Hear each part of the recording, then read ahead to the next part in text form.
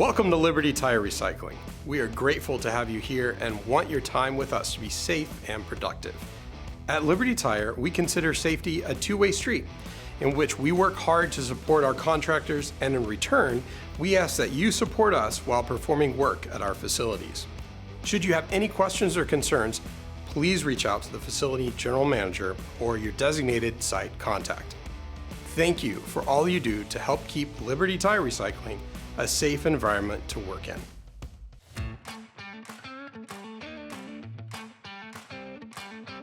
For your protection while working with Liberty, you will be required to wear personal protective equipment, or PPE, as appropriate. If you do not have the basic PPE required to be on site at Liberty, we will provide that PPE for you. There are some tasks that will require additional PPE. Your site contact will inform you of the appropriate PPE for the work that you will be performing. Please note that Liberty will not provide the additional PPE required for you to perform your job. You must obtain the additional PPE on your own.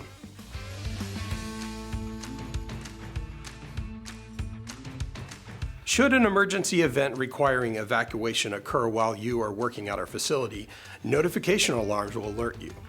Immediately stop working, exit the facility, and make your way to one of the designated assembly points. This is where all personnel, including contractors, are required to meet to ensure everyone is accounted for. Please do not leave the premises in an emergency event without authorization, as others may be looking for you and assume that you are still inside the building when emergency personnel arrive. If you need to leave the grounds for any reason, please speak to your site contact beforehand. Your site contact will review the emergency response plan, alarms, actions required, and location of the designated assembly points. If this information has not been provided, please ask your site contact prior to beginning work.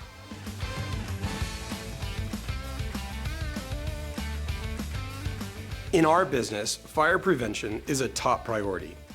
We have fire detection and suppression systems installed at many of our locations. These include, but are not limited to, facility suppression systems, Flamex, F500, and ABC portable fire extinguishers. Because of our concern for fires, we have implemented aggressive housekeeping and hot work procedures. We ask all vendors and contractors to please follow all hot work protocols to include a fire safety watch. More on that in a moment. Also, keep work areas clean and tidy. Remove any trash or project materials before you leave for the day. There are garbage cans and dumpsters located throughout the facility. Our motto is, no fuel equals no fire. If you need to keep supplies on site overnight, please discuss this with your site contact to ensure arrangements can be made for safe storage.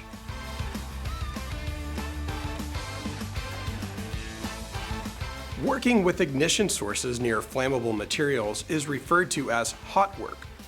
Welding, soldering, and cutting are a few examples of this type of work. Fires can be the result of the quick 5-minute job in areas that are not intended for welding or cutting. Therefore, obtaining a hot work permit before performing any type of hot work at a Liberty facility is required. The permit must also include a designated fire safety watch, and the area where the hot work is to be performed must be inspected and approved by your site contact before any hot work begins. A few notes on the fire safety watch. First, it is ideal for contractors to provide their own fire safety watch. If you are unable to provide a fire safety watch, you can coordinate with your site contact to have one provided for you. Second, the fire safety watch is to perform no other duties. They are to stay focused and vigilant for any potential fire issues. And third, the fire safety watch must remain in place for at least 30 minutes after the hot work is completed to ensure that there are no remnants that could ignite a fire. If you have any questions about hot work permits or a fire safety watch, please ask your site contact.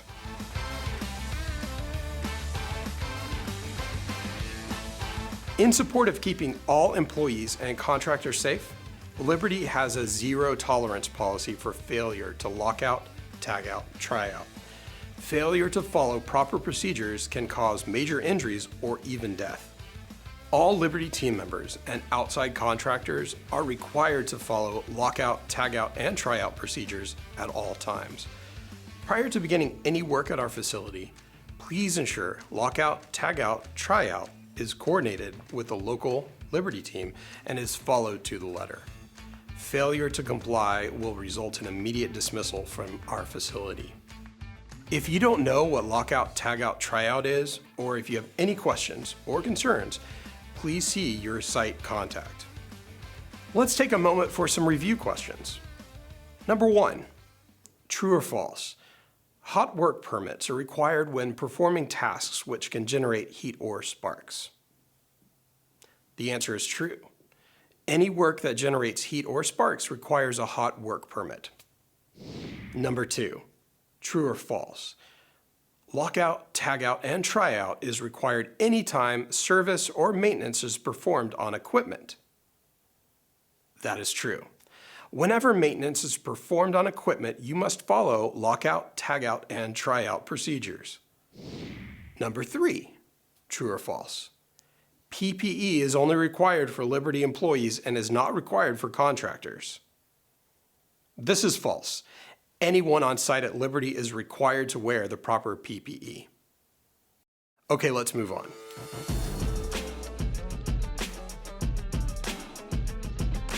Electrical safety is another part of our safety program. In order to perform electrical work at a Liberty facility, you must be qualified, authorized, and have all of the appropriate tools, equipment, and PPE. If you're not qualified to perform a specific electrical task or are not qualified for the voltages involved, please do not perform the work.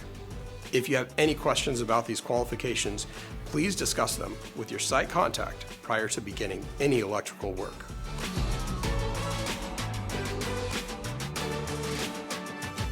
All mobile equipment operators at Liberty are professionals who have undergone and completed the required training to operate this equipment. Please do not operate any of our forklifts, skid steers, or other heavy equipment. Instead, if you need mobile equipment assistance with installation, or if you need equipment or supplies to be moved, please discuss with your site contact and they will assist you in providing someone to perform these tasks for you.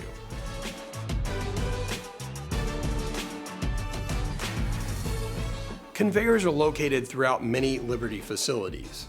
At no time should you stand on or cross over or under conveyors. Always use the designated walkways. Never reach your hand or other body part into a conveyor for any reason. When working in, on, or around conveyors, always follow the lockout, tagout, and tryout procedures mentioned earlier. Just because a conveyor is not moving at the moment does not mean it won't start without warning. Conveyor injuries can happen very quickly. Never take a chance, a shortcut, or a workaround to save time. Emergency stops, or E-stops, are located on or near all conveyor systems. These E-stops should only be used in an emergency and for safety-related concerns. Never use an E-stop for general production start or stop purposes.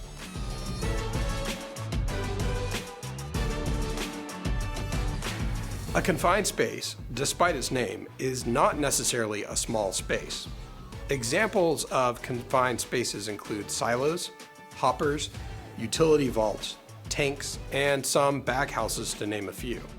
For a work area to be defined as a confined space, it must meet all 3 of the following criteria. 1, it has limited openings for entry and exit. 2, it is not intended for a continuous human occupancy. And 3, it is large enough for you to enter and conduct work. There are inherent risks associated with working inside of a confined space. Please assess if the work can be completed outside of the confined space prior to beginning. Entering a confined space takes planning, training, monitoring, special tooling, and often a written permit. If entering a confined space is required, the contractor must work with the site contact to ensure all required precautions are taken prior to entry.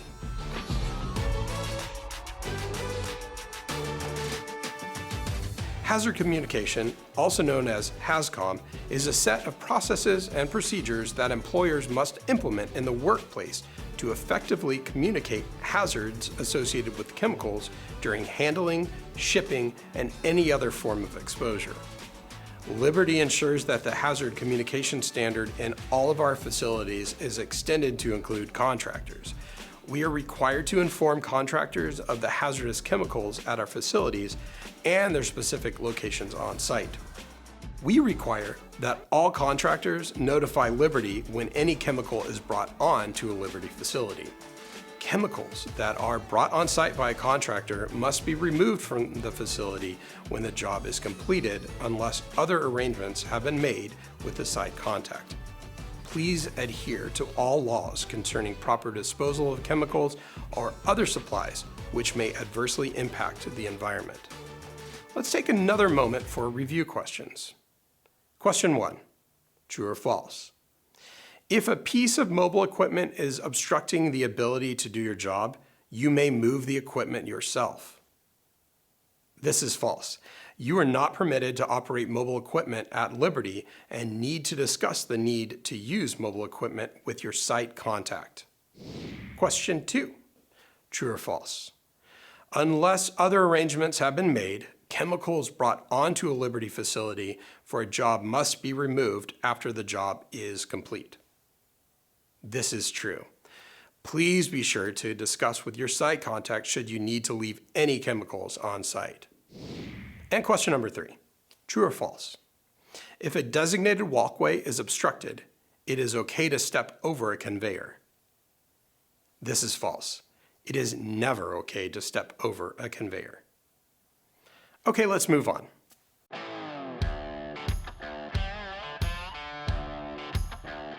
Fall protection is the use of controls that are designed to protect personnel from falling or, in the event that one does fall, to keep them from incurring severe injury.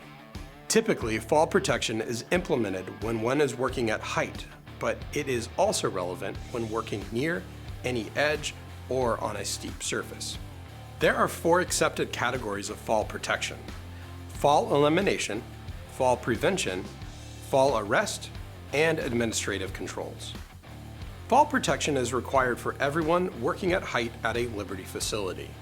This includes harnesses and lanyards that are worn while operating articulating boom lifts or conducting any other work at height. Contractors must supply their own fall protection equipment as needed, and all fall protection equipment must be inspected before use by your site contact. If you have any questions about fall protection, please discuss them with your site contact.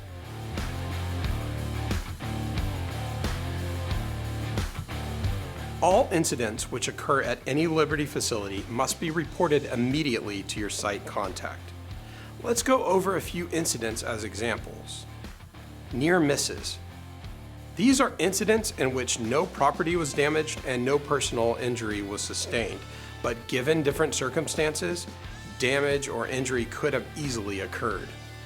Minor first aid. This includes cleaning minor cuts, scrapes, scratches, or treating minor burns with bandages and dressings. Note that there are first aid cabinets in various locations within all of our facilities, and contractors are encouraged to use these cabinets as needed. Injuries. This includes incidents where personnel may need medical assistance.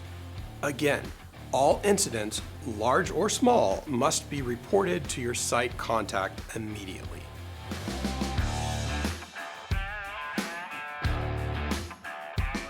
Stop Work Authority, or SWA, is a program designed to provide employees and contractors the responsibility and obligation to stop work when a perceived unsafe condition or behavior may result in an unwanted event.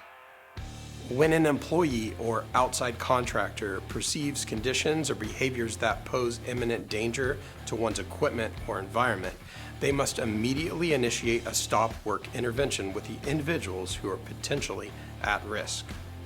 Notify affected personnel and your Liberty site contact immediately so necessary actions can be taken. Now let's cover some miscellaneous items. First, parking lot speeds. While you're visiting our facility, please pay close attention to our parking lot speeds. Speeds are posted at various locations to provide assistance. Note that if you do not see a speed limit posted, please travel at a slow pace while in the parking lot and be on the lookout for mobile equipment. Second, smoking and vaping. Smoking and vaping is only permitted in designated areas. These areas are clearly marked as smoking areas and have butt cans available for safely discarding cigarette butts. Third, digging. Anyone who plans to dig should call the local dig center several business days prior to digging to request that the approximate location of buried utilities be marked with paint or flags.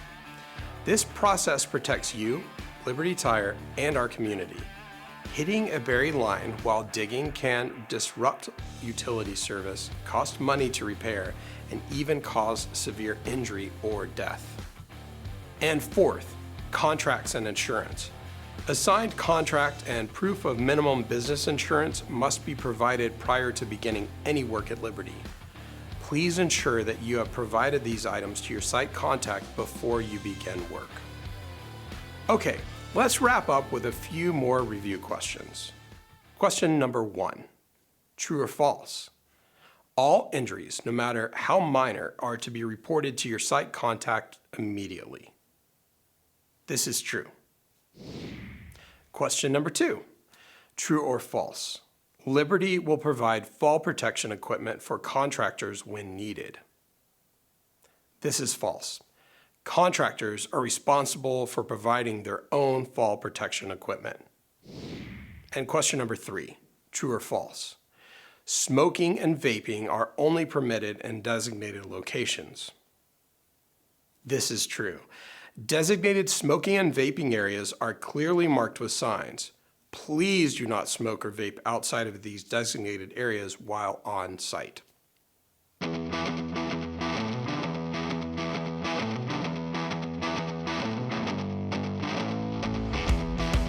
Thank you for taking the time to watch this important safety video. Your site contact is available if you have any questions or concerns. We're glad you are here with us at Liberty Tire Recycling and hope you have a positive and rewarding work experience with us. Remember, never tire of safety.